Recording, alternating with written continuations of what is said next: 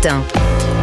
Et place à l'édito éco, Dimitri Pavlenko. Bonjour Olivier Babot. Bonjour Dimitri, bonjour Anissa. Bonjour Olivier. Vous nous parlez ce matin, Olivier, du plan de la Commission européenne pour relancer l'Europe. Vous nous dites qu'il faut se réjouir de voir l'Europe enfin réagir. Oui, Dimitri, il faut dire que la prise de fonction de Donald Trump a été un électrochoc pour les observateurs que nous sommes.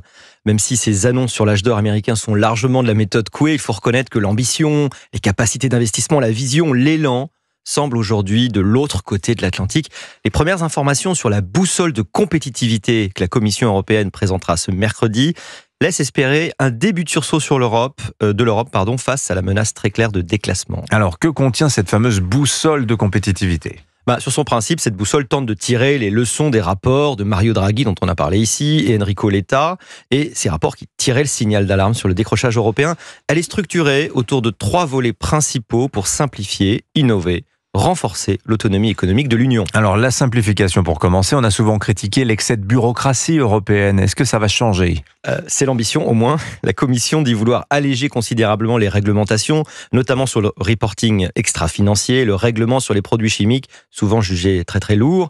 Une nouveauté, par exemple, la création d'une nouvelle catégorie d'entreprises entre PME et grandes entreprises qui bénéficieront de règles de déclaration simplifiées. Et sur l'innovation, l'Europe, qui est toujours un petit peu à la traîne, que prévoit ce plan pour rattraper les États-Unis à la Chine ? Le deuxième volet met l'accent sur des secteurs stratégiques comme l'intelligence artificielle évidemment et les technologies quantiques.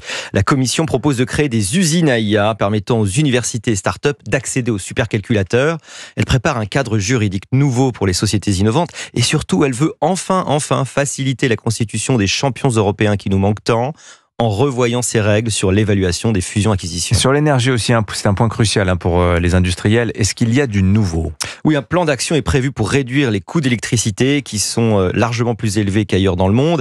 Parmi les solutions, des accords d'achat d'électricité à long terme notamment. Et tout ça, Olivier, comment on le finance ? Alors là, c'est tout le défi, Dimitri. Ce plan nécessitera des investissements massifs, publics et privés.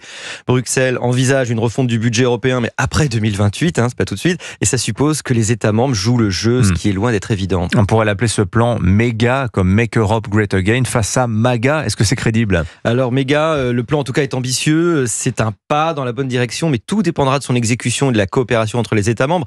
Si l'Europe veut rester dans la course mondiale, elle doit agir vite, avec détermination. La réaction européenne, il faut le dire, est hélas très lente, très tardive. Signature Europe 1, Olivier Babot. Merci Olivier.